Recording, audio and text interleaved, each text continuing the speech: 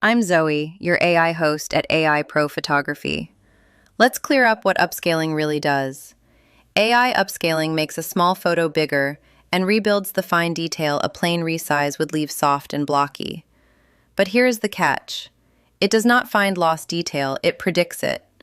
Old enlargement uses interpolation. It averages the neighboring pixels so the photo just goes soft.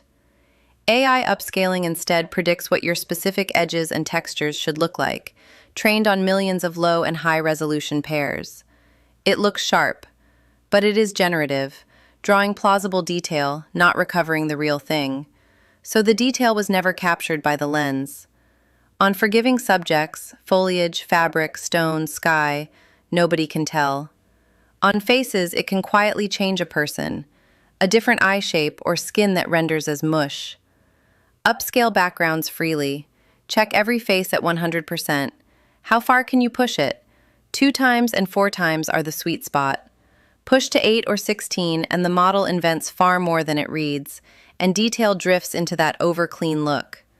Size to what the output needs, not the biggest number the tool offers. And when the subject is still there, reshooting beats enlarging. AI upscaling is a rescue, for when a small original is all you have.